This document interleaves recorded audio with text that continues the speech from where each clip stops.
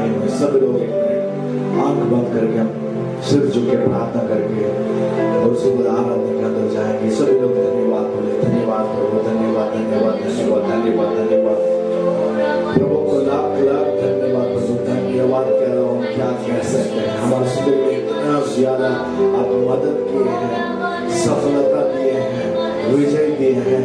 सिर्फ हमारा मेहनत नहीं प्रभु, यानी कि सिर्फ आपका कृपा, आपकी दया ही प्रभु ये सभी पार करके, सभी कष्टों दुखी संकट को पार करके प्रभु इस साल में 4 महीना होने के बाद इस 5वां महीना में प्रभु इस दिन इस समय तक प्रभु आप हमें सुरक्षित रहने के लिए सभी इकट्ठों से, सभी कष्ट नष्ट दुखी से प्रभु हानिकारक व्याधि से हमें बचाने के लिए धन्यवाद प्रभु।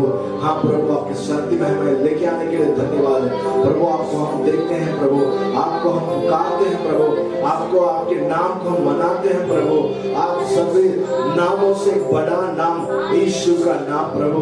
आपका नाम एक चंगाई है, आपका नाम में ही एक स्वातंत्र है प्रभु। आपके नाम से सब कुछ मिलने वाला है प्रभु। हाँ प्रभु, यहाँ होने वाला हर एक गीत गाने को आपके हाथ में समर्पित करते हैं प्रभु। सिर्फ आपके नाम महिमा होना है प्रभु।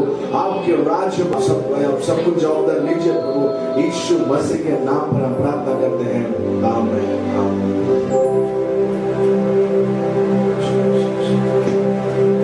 हम सभी लोग विश्वास करते हैं कि यीशु राजा आज इस आराधना में आया हुआ है। तो हम सभी लोग मांगेंगे, जो कुछ भी आप मांगेंगे वो सभी वो देने के लिए तैयार है। आपके जीवन में जो कुछ भी कमी है, कटी है, वो सभी पूरा करने के लिए आज इस आराधना में यीशु मसीह आया है। हम सभी लोग पहला गाना यीशु राजा आया है सब मिल के गाएंगे, ताली बजाएंगे। इस गाने को सभी मिल के गाएंगे।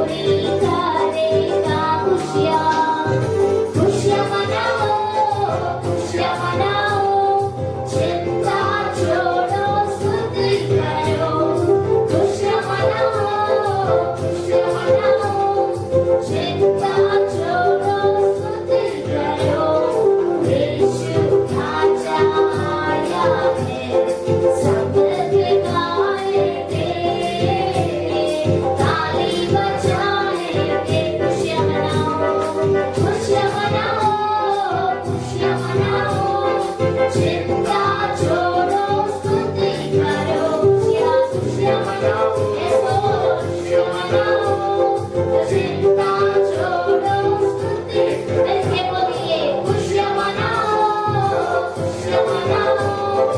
चिंता छोड़ो स्तुति करो खुशियाँ मनाओ खुशी करवाओ थैंक यू स्तुति करो थैंक यू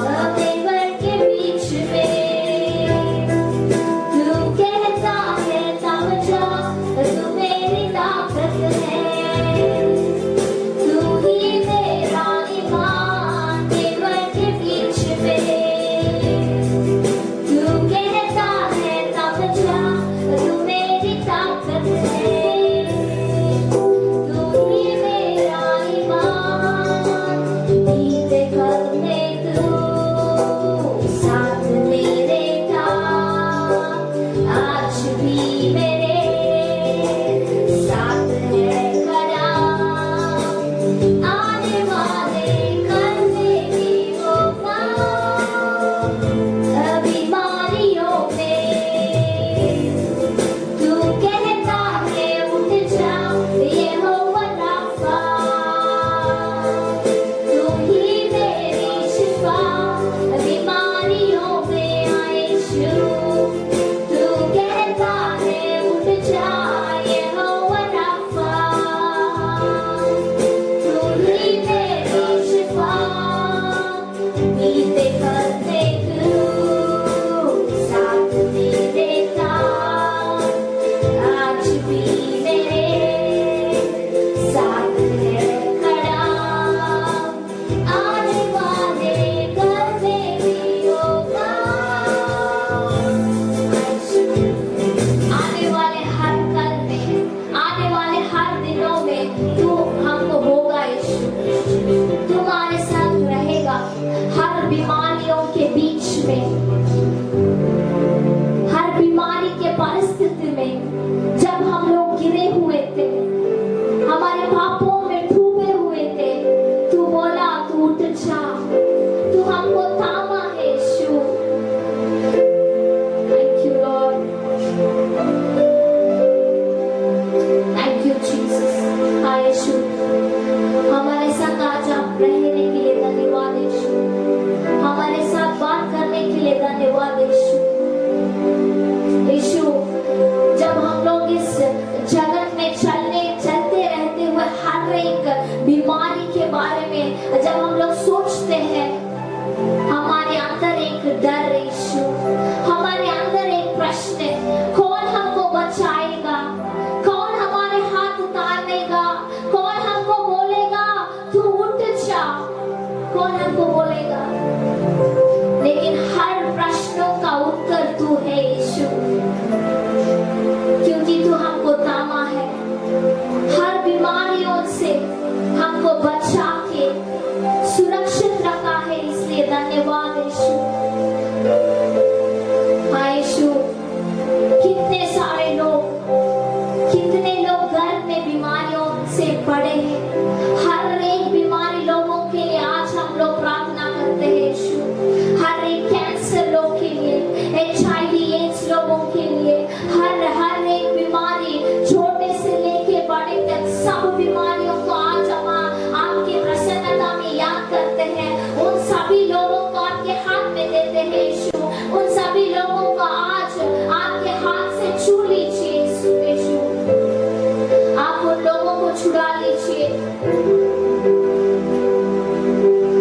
हमको आप चलाइए यीशु। इस पूरे बार हमारे साथ रहने के लिए धन्यवाद। आने वाले हर एक दिन, हर एक परिवार को, इस वीडियो को देखने वाले हर एक व्यक्ति को आज हम लोग प्रार्थना करते हैं यीशु, आप छू लीजिए। हाँ यीशु, हमको पता नहीं उन लोगों के अंदर क्या चलता है, हमको पता नहीं वो क्या सोचते हैं, लेकिन आपको सब कुछ पता है यीशु, सब पता है। आज वो चंगाई आप दीजिए यीशु, आज उन लोगों को आप रिहाई हो यीशु, छू लीजिए, छू लीजिए। हर एक परिवार को आप सुरक्षिता में रखिए यीशु, परिवार के अंदर जो कुछ भी प्यार देना है, जो कुछ भी प्यार आप चाहते हैं, जो कुछ भी आराधना उन परिवार से आप देख रहे हैं, हर एक परिवार को आप छू लीजिए, हर एक परिवारों के साथ आप बात कीजिए, ज्यादा से ज्यादा समय आपकी प्रसन्नता में बिताने के लिए आप मदद कीजिए यीशु। हमारे हर एक तीर्मान आपसे आना है यीशु, ये सब यीशु मसीह के नाम पे मांगते हैं, आमीन। பிரியமானவர்களே, இயேசு நாமத்தினாலே உங்களை வாழ்த்துகிறேன். मेरे प्यारे भाइयों बहनों, यीशु मसीह के नाम पर मैं सभी लोगों का स्वागत करता हूँ। இந்த ஓய்வு நாளில் உங்களோடு கூட நான் ஆண்டவரை ஆராதிக்கவும் உடைய வசதி தியானிக்க கர்த்தர் சென்ற ஸ்லாக்கியத்திற்காக என் ஆண்டவரை நான் நன்றியோடு ஸ்தோத்தரிக்கிறேன். इस रविवार प्रभु हमें आपके साथ मिलकर आराधना करने के लिए और प्रभु के वचन को देखने के लिए, पढ़ने के लिए हमें मौका देने के लिए प्रभु के लिए मैं धन्यवाद करता हूँ. சென்ற ஓய்வு நாளிலே சங்கீதத்தின் புஸ்தகம் 42ஆம் அதிகாரத்துடைய 11வது வசனத்தை தியானித்தோம். पिछले रविवार में हम भजन संगीत 42 अध्याय 11 वचन में हम पढ़ के आ रहे थे. தாவீது இப்படியாக ஆண்டவருக்கு சொல்லுகிறான், என் தேவனே, என் முகத்திற்கு ரட்சிப்பும் என் தேவனாய் இருக்கிறவரை நான் இன்னும் துதிப்பேன் என்று சொல்லுகிறார். दाविद इस तरह कहता है, प्रभु मुझे मेरा मुंह को रक्षण दिया है, मेरा मुंह से उनको धन्यवाद कहता रहता हूँ, आराधना करता रहता हूँ करके कहता है. சகைவே ஆண்டோட வீட்டுக்கு போய் சகைவே இந்த நாள் ஒரு வீட்டுக்கு ரட்சிப்பு வந்திருக்கிறது சொன்னார். प्रभु यीशु मसीह ने सगैयु जक्काई के घर को जाके उन आपके घर को आज रक्षण आने वाला है करके बोल दिए थे. இதனால தாவீது சொல்லுகிறான், என் முகத்திற்கு ரட்சிப்பு என்று சொல்லுகிறார்.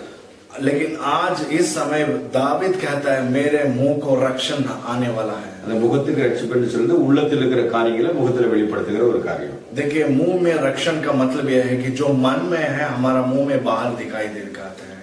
காயினுடைய முகம் மாறுபட்டது என்று வேதத்தில் ஆதியாகம புத்தகத்தில் வாசித்தோம். देखिए, उत्पत्ति के पुस्तक हम पढ़ सकते हैं, कायन का उनका मुंह बदलना देख सकते हैं करके लिखा गया है. அதுக்கு ஒரு காரணம் அவனுக்குள்ள இந்த எரிச்சலினாலே தன்னுடைய சகோதரனை கொலை செய்கிறான்.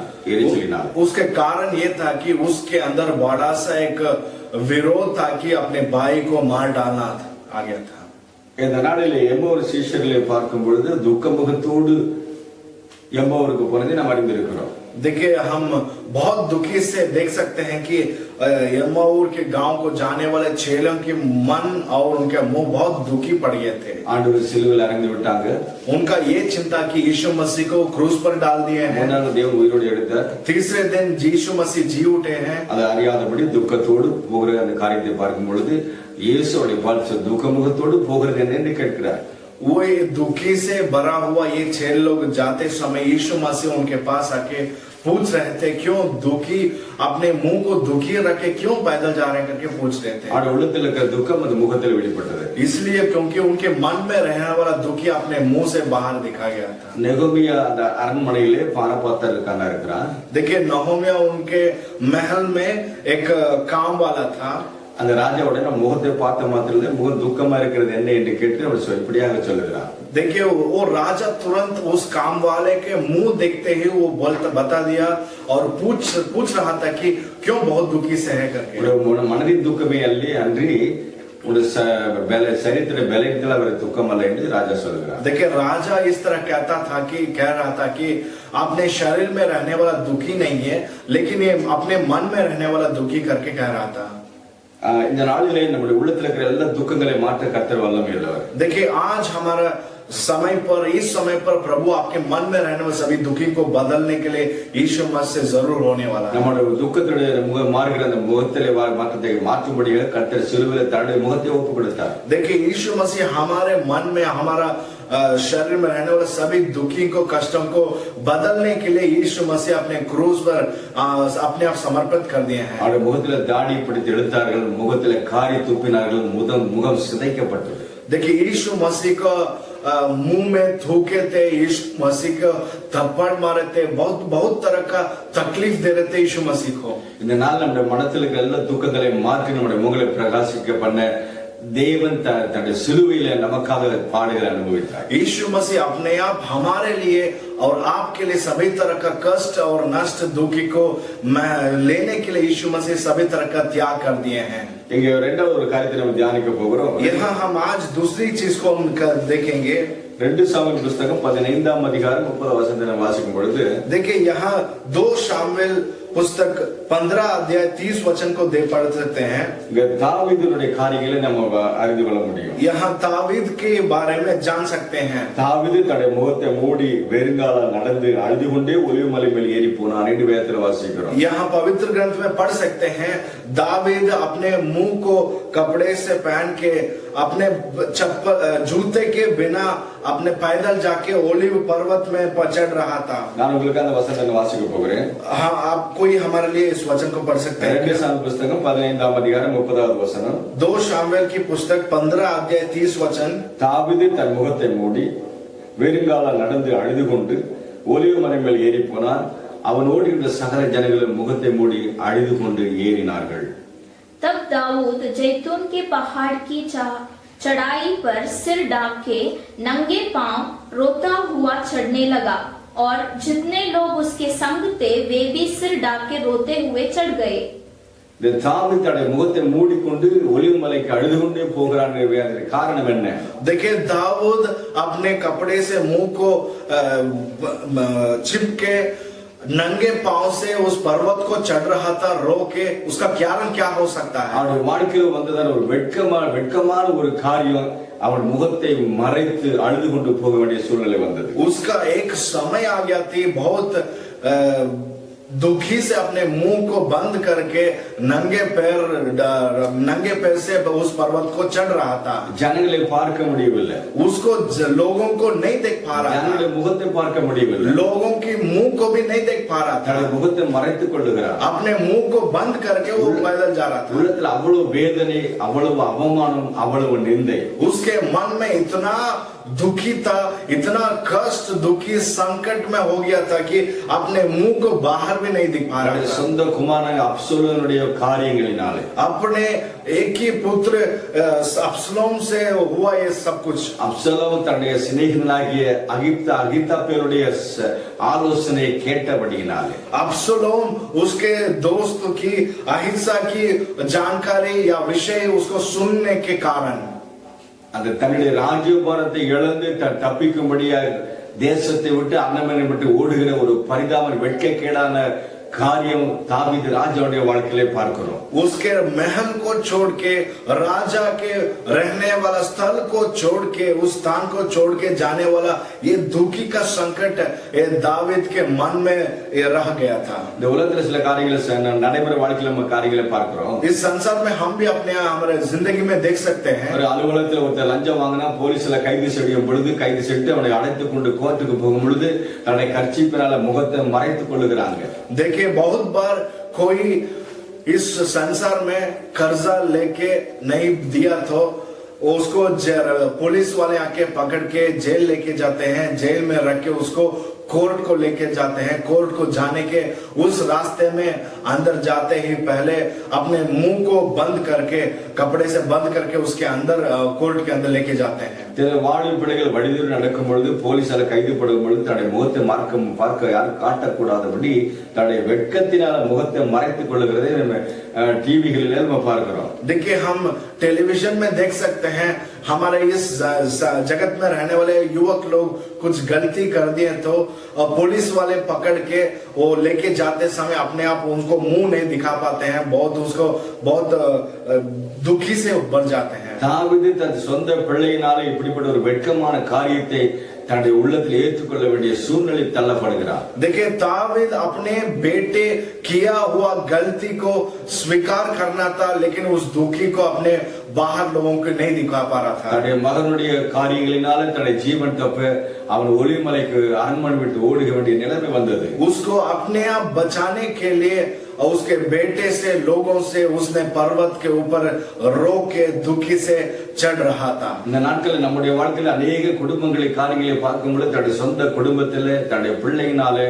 தன்னுடைய மகன், தன்னுடைய மருமகள், தன்னுடைய மகள் இப்படிப்பட்ட வாலிப பிள்ளைகள் மூலம் அன்னையுடைய பெற்றோருடைய வாழ்க்கையில வெட்கம் வருகிற காரியங்களை நாம் சாதாரணமாய் பார்க்கிறோம்। इस संसार में हर एक परिवार में हम देख सकते हैं, अपने परिवार में रहने वाला बच्चे हो सकते हैं, बेटी हो सकता है, बेटा हो सकता है, किसी तरह से एक न एक दिन जरूर अपने माँ बाप को एक दुखी पहुंचने वाला समाचार लेके आते हैं। ये बहुत हम देख सकते हैं। இந்த பிள்ளைகளுடைய வாலிபருடைய சாட்சி இல்லாத ஒரு வாழ்க்கையினாலே தன்னுடைய மற்றவருடைய முகத்தை பார்க்க முடியாதபடி अनेक தலைகுனிவினால अनेक பேர்கள் வீடுகளில் முடை கிடக்கிறதை அறிந்திருக்கிறோம்। हम अच्छी तरह से जानते हैं अपने बेटे, घर में रहने वाले बेटे लोग कितना गलत रास्ते में चल के अपने माँ बाप को दुखी पहुंचे हैं।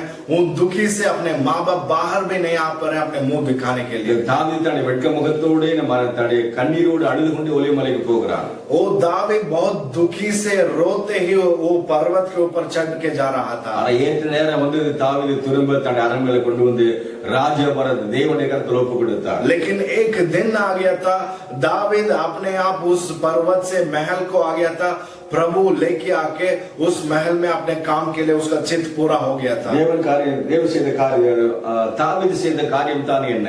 देखिए उसका कारण क्या है कि दावीद वो किस तरह का काम किया था। தாவீது சொல்லுகிறான், கர்த்தரை எக்காலத்தில் ஸ்தோத்திரிப்பேன், அவன் துதி எப்போது என் வாயில் இருக்குன்னு சொல்லியிருக்கிறபடி ஆண்டவரை துதிக்கதை மறக்கவில்லை। देखिए दावीद ने एक चीज किया, इस तरह वचन में कहता है कि मैं जिंदगी भर प्रभु को आराधना करता हूँ, उसका धन्यवाद मेरे मुंह में कभी भी रहेगा करके प्रभु को आराधना करना कभी नहीं बंद किया था। நம்முடைய வாழ்க்கையிலே நம்முடைய குடும்பங்கள்ல பிள்ளைகள் மூலமா இப்படிப்பட்ட அவமானங்கள் தலைகுனிய வரும் பொழுது, வெட்கங்கள் வரும் பொழுது ஆண்டவரை துக்கப்படுத்தாதபடி ஆண்டவரை மகிமைப்படுத்தும் பொழுது தேவன் நம்ம உங்களை பிரகாசிக்க பண்ணுகிறவராக இருக்கிறார்। देखिए हमारे परिवार में भी किसी तरह का दुखी कष्ट नष्ट पहुंचा होगा अपने बच्चे से या माँ बाप से, लेकिन एक चीज कभी नहीं भूलना है कि हम प्रभु को जब भी उसी समय पर आराधना करते समय उस आराधना से प्रभु जरूर सभी तरह का कष्ट दुखी को दूर हटा सकता है। हमें सिर झुक के नहीं, सिर उठ के हम बाहर सभी लोगों के सामने जा सकते हैं।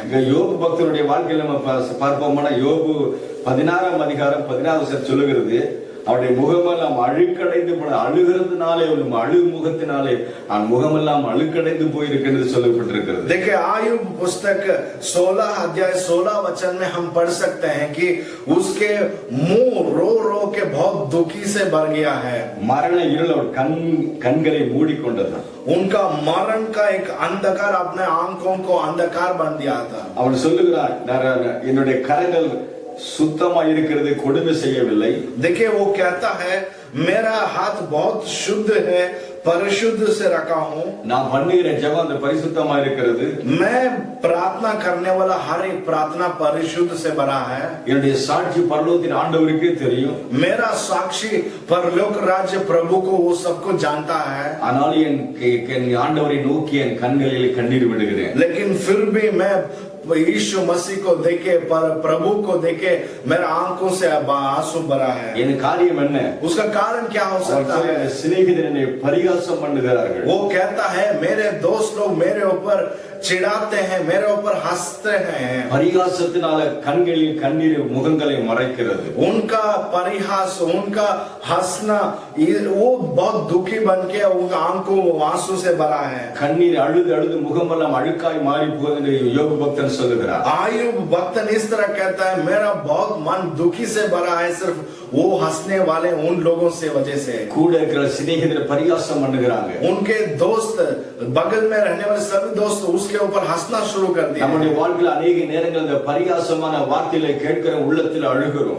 देखिए बहुत बार हमारे जिंदगी में भी कोई हमारा जान पहचान वाले हमारे ऊपर हंसने से जरूर हमें दुखी पहुंचता है और हम अपने आप हमारे आंखों से आंसू आना शुरू हो जाता है। நம்முடைய பரிகாசம் உங்களை காட்ட மாற்றுபடியாக கட்ட தன் பரிகாசங்களை சிலுவையில் ஏற்றுக்கொண்டார்। देखिए हमारा ऊपर हंसने वाले उस अवमान से ही प्रभु सब उसको हटाने के लिए प्रभु क्रूस पर सभी तरह का अवमान को स्वीकार कर दिए हैं। கல்வாரி சிலுவையில் இயேசு தொங்கிக் கொண்டிருக்கும் பொழுது, कलवारी क्रूस पर यीशु मसीह उस जगह पर रहने समय தேவாலயத்தை 3 நாள் இடித்து 3 நாள் கட்டுவேன் என்று சொன்னானே, நீ சிலுவை விட்டு இறங்கி வா என்று சொல்லுகிறார்। वहां के लोग कहना शुरू कर दिए हैं कि 30 ये महल टूट गया है, गिर गया है, टुकड़ा हो गया है, 3 दिन में मैं जरूर उसको ठीक करूंगा, उसको जरूर बनाऊंगा बोल दिया ना।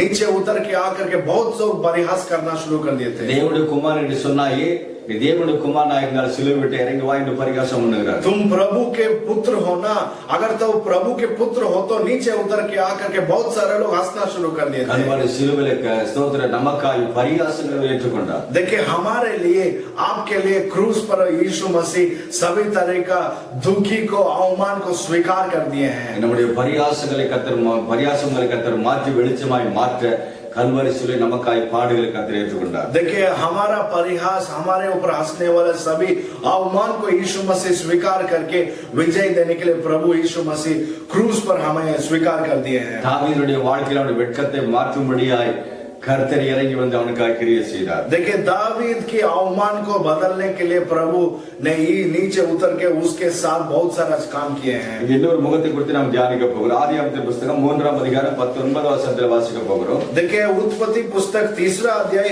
19 वचन को हम कोई पढ़ सकते हैं। இந்த பூமி உன்னிமித்தம் 17 வசனத்துடைய கடைசி பதில் வாசிக்கிறேன். பூமி உன்னிமித்தம் சபிக்கப்பட்டிருக்கும், நீ உயிரோடு இருக்கும் நாளெல்லாம் வருத்தத்தோடு அது பலனை புசிப்பாய். 19 வசனம் சொல்லுகிறது, நீ பூமியில் எடுக்கப்பட்டபடியினால் நீ பூமிக்கு திரும்ப மட்டும் உன் முகத்தின் வேர்வையால் ஆகாரம் புசிப்பாய் என்று கர்த்தர் சபிக்கிற காரியங்களை பார்க்கிறோம். यहाँ प्रभु शपिस यानी दंड देने वाला, शाप देने वाला चीज हम देख सकते हैं. 17 वचन कोई हमारे लिए पढ़ सकते हैं का 3रा अध्याय 17 वचन. और अपने माते के पसीने की रोटी खाया करेगा और उनमें मीठे में मिल जाएगा, क्योंकि तू उसी से में निकला गया है. और 19 वचन भी पढ़ेंगे. 3रा अध्याय 19 वचन. तू उसकी उपज जीवन भर दुख के साथ खाया करेगा. உன் முகத்தின் வேர்வையால் ஆகாரம் புசிப்பாய். आपके मुंह से आने वाला पसीना से तुम खाना खाने वाले हो. ஆண்டவர் ஆதாமை சிருஷ்டிக்கும் பொழுது அவருடைய முகம் எப்படி என்று யோசித்து பாருங்கள். सोचिए थोड़ा, अगर प्रभु यीशु मसीह अपने हाथों से आदम को सृष्टि करते समय उसका मुंह कैसे था? தேவனுடைய சாயலாய் தேவனுடைய ரூபமாய் அழகாய் சிருஷ்டிக்கப்பட்டவருடைய அழகு முகம் ஆதாமுடைய முகம் இருந்தது. आदम के मुंह प्रभु के स्वरूप से, प्रभु के जैसे ही प्रभु ने बताया था, बहुत खूब सुंदर था.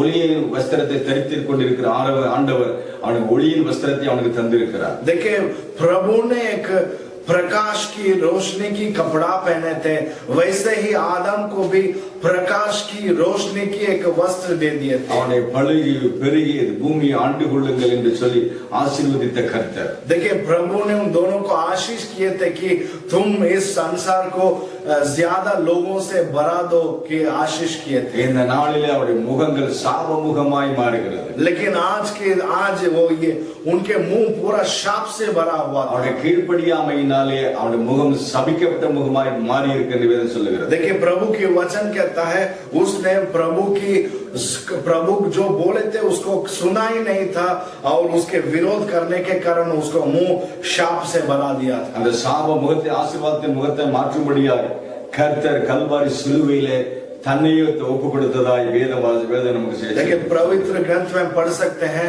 उस शाप का मुख को बदलने के लिए प्रभु यीशु मसीह क्रूस पर हमारे लिए, आपके लिए जान दे दिए. கலாத்தியர் 3:14 வாசிக்கும் பொழுது, गलातियों की पुस्तक 3रा अध्याय 14 वचन में पढ़ सकते हैं, மரத்தில் தூக்கப்பட்ட எவனும் சபிக்கப்பட்டவன் எழுதியிருக்கிறபடி கிறிஸ்து நமக்காக சாபமாகி நியாயப்பிரமாணத்தின் சாபத்துக்கு நீங்களாக்கி நம்மை மீட்டுக் கொண்டார் என்று வேதம் சொல்லுகிறது.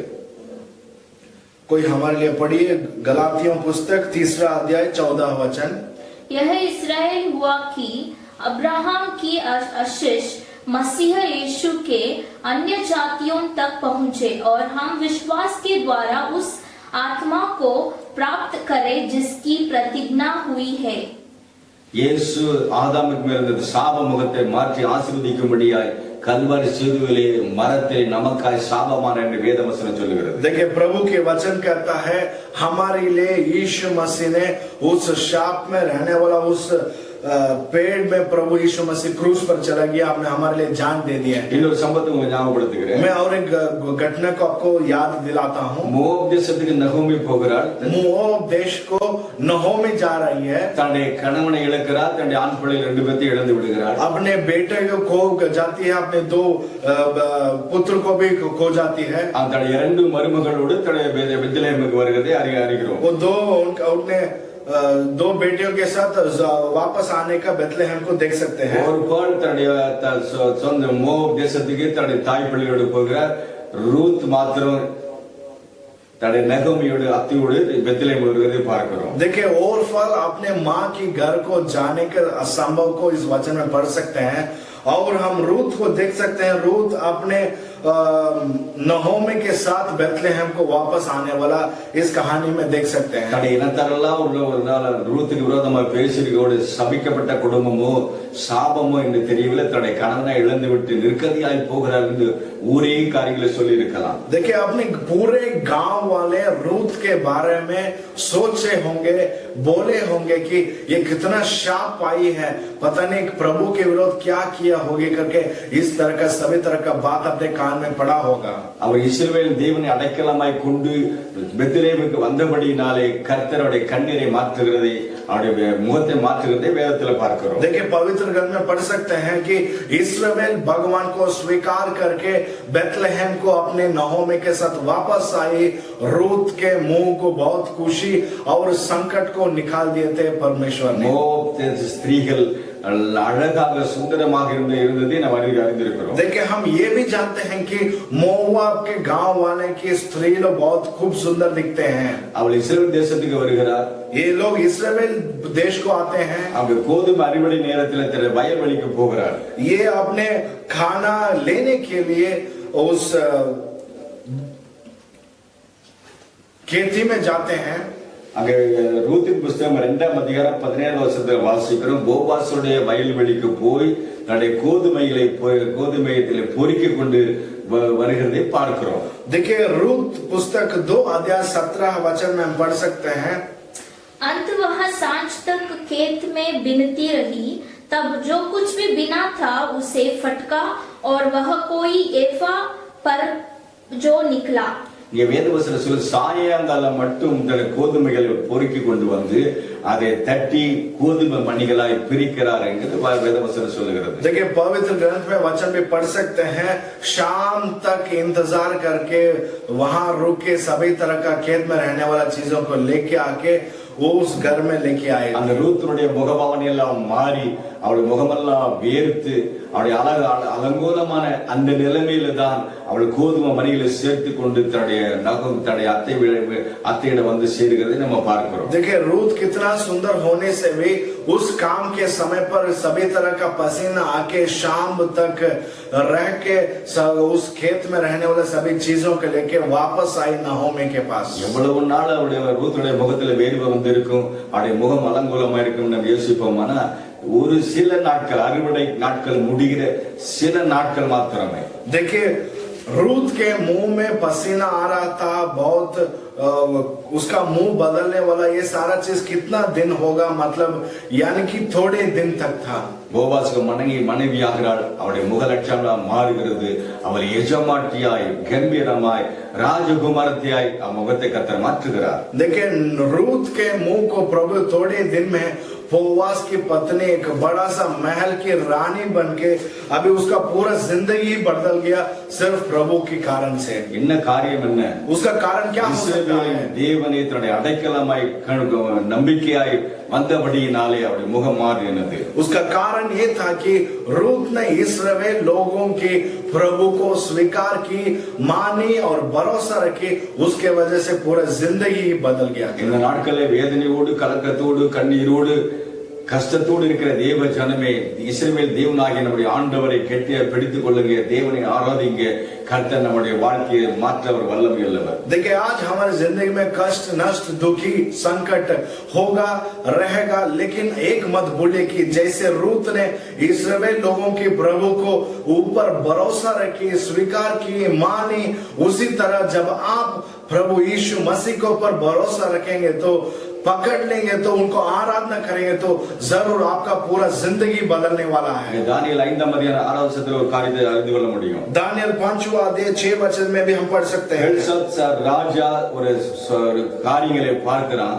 बेलशत्सार एक राजा एक चीज को देखता है। அரண்மனை சுவரிலே ஒரு கரங்கள் வந்து விரலில் எழுதுவதை அவன் பார்க்கிறான். उसके महल में रहने वाले एक दीवार में एक उंगली उस दीवार में लिखने का चीज वो देख पा रहा था। அவன் கலங்கினவனாய் அவனை பார்த்த முகத்தில் ராஜாவின் முகம் வேறுபட்டது, அவன் நினைவுகள் கலங்கினது என்று வேதம் சொல்லுகிறது. प्रभु की पवित्र ग्रंथ कहता है उस वचन को उस उंगली को देखते ही राजा की मन, राजा की चिंता, राजा की मुंह सब कुछ बदल गया था। அந்த வசனம் உங்களுக்கு நான் வாசிக்கிறேன். उस वचन को कोई हमारे लिए पढ़ सकते हैं? दानियेल 5ஆம் அதிகாரம் 6ஆவது வசனம். दानियेल 5वां अध्याय 6 वचन. ராஜாவின் முகம் வேறுபட்டது, அவனுடைய நினைவில் அவனை கலங்க பண்ணினது, அவன் இடுப்பின் கட்டுகள் தளர்ந்தது, அவனுடைய முழங்கால்கள் ஒன்றோடு ஒன்று மோதி கொண்டது, அவன் சத்தமிடுகிறான். उसे देखकर राजा भयभीत हो गया और वह मन ही मन घबराया गया और उसकी कमर के जोड़ ढीले पड़ गए और कांपते कांपते उसके घुटने एक दूसरे से टकराने लगे। அவனுடைய முகம் மாறுவதற்கு காரணம் என்ன? और राजा के मुंह बदलने के लिए कारण क्या हो सकता அவன் है? உள்ளத்தில் இருந்த பயத்தினால் அவன் பயந்து அவனுடைய கலங்கி போய் அவன் நடுங்கி அவனுடைய முகங்கள் அப்படி மாறுகிறதை வேதம் சொல்லுகிறது. प्रभु के वचन कहता है डर के कारण वो राजा के मन में रहने वाला डर से पूरा मुंह बदल गया था, पसीना आना शुरू कर दिया था, वो टकरा हुआ था. அந்த முகம் மாற காரணம் அவனுக்கு இருந்த பயம். देखिए वो राजा के मुंह बदलने की एक परिस्थिति कारण उसके मन में रहने वाला डर. அவன் செய்த தவறு என்ன? उसने एक बड़ा सा गलतियां क्या है? அவன் தேவனுடைய ஆலயத்திலிருந்த பாத்திரங்களை பொற்பாத்திரங்களை தான் குடித்து வெறித்து ஆடும்படியாய் தெய்வத்துக்கு விரோதமான காரியங்களை துணிகரமாய் செய்தபடினாலே அவனுக்கு பயம் வந்தது. देखिए एक मंदिर में रहने वाला वस्तुओं को भगवान की देने वाला वस्तुओं को लेके अपने आप स्वीकार किया, उसमें अपने आप मजा किया, उसने उपयोग करना किया, स्वयं अपना उपयोग करने के कारण उसने बड़ा सा गलती कर சில दिया. நேரங்களில் ஆண்டவருக்கு பிரியமில்ல காரியங்களை செய்யும் பொழுது நமக்குள்ள அந்த பயம் உண்டாக நம்முடைய முகம் மாறுபட வாய்ப்பு இருக்கிறது. जबकि बहुत बार हम भी जब प्रभु के विरोध करते समय हमारे ऊपर हमारे अंदर डर आ सकता है, वो डर के कारण हमारा मुंह भी बदल सकता है, हम चीज देख सकते हैं. மோசே ஒரு எபிரேயனை கொண்டு கொலை செய்ததை அறிந்திருக்கிறோம். देखिए हम पुराना नियम में जानते हैं कि मोसे एक इजिप्ट को एक आदमी को मार डाला था. இந்த பார்வோனுக்கு இங்கே தெரிந்து விடும் என்று சொல்லி ராஜாவுக்கு பயந்து அவன் எகிப்துக்கு ஓடி போகிறான். देखिए ये चीज कैसे राजा को पता चल जाएगा करके उसने समझ के उस जगह छोड़ के भाग गया था. இங்க யாக்கோபு தன்னுடைய சுய தேசத்துக்கு வரும் பொழுது ஏசாவை கண்டு பயப்படுகிறான் என்று வேதத்தில் வாசித்திருக்கிறோம். हम पवित्र ग्रंथ में पढ़ सकते हैं जब याकूब ने इस अपने गांव को आते वक्त एसा को देखते ही बहुत डर गया था. उस डर के वजह से उसका मुंह भी बदल गया था. யாக்கோபு ஜெபித்து அந்த பயத்தை மேற்கொண்டார். देखिए याकूब ने प्रार्थना करके उसमें से उसने विजय पाया था. நம்முடைய வாழ்க்கையிலே தவறுகளினால எப்படிப்பட்ட காரியங்களை பயம் உண்டாகும் பொழுது ஆண்டவரை நோக்கி ஜெபித்து போராடி ஜெபிக்கும் பொழுது நம்முடைய பயத்தை நீக்கி நம்முடைய முகங்களை மாற்ற கர்த்தர் வல்லமையுள்ளவர். जब हम प्रार्थना करने से उस प्रार्थना से हमें अंदर रहने वाला सभी तरह का डर, हमारा मुंह सब कुछ बदल सकता है सिर्फ वो प्रार्थना के कारण. கடைசியா ஒரு முகத்தை நான் உங்களுக்கு சொல்ல போகிறேன். मैं एक अंतिम मुंह के बारे में बताना चाहता हूँ. அப்போஸ்தலர் நிருபம் 6ஆம் அதிகாரத்தில் வாசிக்கும் பொழுது देखिए प्रेरित के कामों के पुस्तक 6 अध्याय 5वां वचन में அப்போஸ்தலர் 6ஆம் அதிகாரத்தினுடைய 15ஆம் வசனத்தை வாசிக்கும் பொழுது देखिए प्रेरितों के कामों के पुस्तक 6 अध्याय 15 वचन को पढ़ेंगे. ஆலோசனை சங்கத்தில் ஸ்தேவான் உட்கார்ந்திருக்கும் பொழுது அவன் அனைவரும் அவன் மேல் கண் நோக்கமாய் இருந்து அவன் முகம் தேவதூதன் முகம் போல் இருக்க கண்டார்கள். तब सब लोगों ने जो सभा में बैठे थे उस पर दृष्टि गड़ाई तो उसका मुख स्वर्गीय दूत का सा देखा. இங்க ஸ்தேவானுடைய முகம் பிரகாசமாய் இருக்கிறதை தூதனுடைய முகம் போல் இருக்கிறதை காண்கிறார்கள்.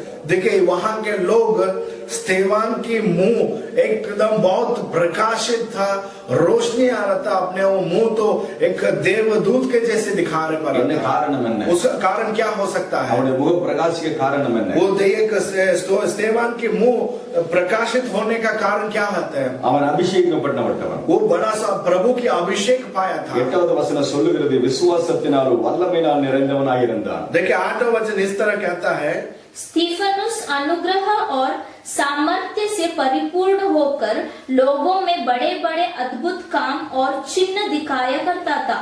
பரிசுத்த ஆவியினால் நிரம்பியிருந்தார். उसने परिशुद्ध आत्मा से भरा था. விசுவாசத்தினால் நிறைந்திருந்தார். पूरे प्रभु के विश्वास से भरा था. தேவனுடைய வல்லமை அவனுக்கு இருந்தது. प्रभु की शक्ति उसके अंदर था. அவனுடைய முகம் தேவதூதன் போல் பிரகாசமாய் மாறினது. उसके मुंह देवदूत के जैसे बदल के प्रकाशित होना शुरू हो இந்த गया. நாளில் துக்க முகம் மாறினது. उसका दिन उसका मुंह दुखी का मुंह बदल गया था. வெட்க முகத்தை மாற்றினவர். बहुत सभी तरह का दुखियों को प्रभु ने हटा दिए हैं. சாபமான முகத்தை மாற்றினவர். उसके शापों की मुंह को बदल दिए थे. பயத்தின் முகத்தை மாற்றுகிறவர். एक डर का रहने वाले मुंह को बदलने वाला है. தேவனுடைய பிள்ளை தேவனுடைய அபிஷேகத்தை பெற்றுக்கொண்டு प्रभु के बच्चे प्रभु के अभिषेक पाके கர்த்தருடைய மேல் விசுவாசம் வைத்து प्रभु के ऊपर विश्वास रख के கர்த்தருக்காக ஜெபிக்கும் பொழுது प्रभु के लिए जीते समय அவருடைய முகங்களை பிரகாசிக்க வல்லமை உள்ளது. जरूर सभी लोगों के मुंह ரட்சித்து பிரகாசிக்க பண்ணுகிற தேவனுடைய கரத்தை நம்ம ஒப்பு கொடுத்து ஜெபிக்க போகிறோம். आज हम हमें रक्षण करके हमें बचाने के लिए उस प्रभु को बस समर्पित करके हम प्रार्थना करेंगे। தகப்பனே உமக்கு ஸ்தோத்திரம். प्रभु आपको धन्यवाद प्रभु। நாங்கள் விசுவாசத்தோடு हम भरोसा से, வைராக்கியத்தோடு हम बहुत होशियार से முகத்தை நோக்கி பார்க்க आपके मुंह को देखने के लिए தாவீதை போல நாங்கள் எப்பொழுதும் உம்மை ஸ்தோத்திரிக்க ஆராதிக்க दावीद के जैसे जिंदगी भर आराधना करने के लिए धन्यवाद कहते हैं। எங்களுடைய விசுவாசத்தினால் வல்லமையினால் எங்களை பலப்படுத்துங்க. हम आपके ऊपर रहने वाले विश्वास से, भरोसे से हमें बल दीजिए प्रभु। முகங்களை பிரகாசிக்க பண்ணுங்க. हर एक मुंह को प्रकाशित कीजिए प्रभु। இயேசுவின் நாமத்தில் பிதாவே. यीशु मसीह के नाम पर हम प्रार्थना करते हैं। आमीन। आमीन। கர்த்தர் ஒவ்வொருவரையும் ஆசீர்வதிப்பாராக. प्रभु आप सभी लोगों को आशीष करें।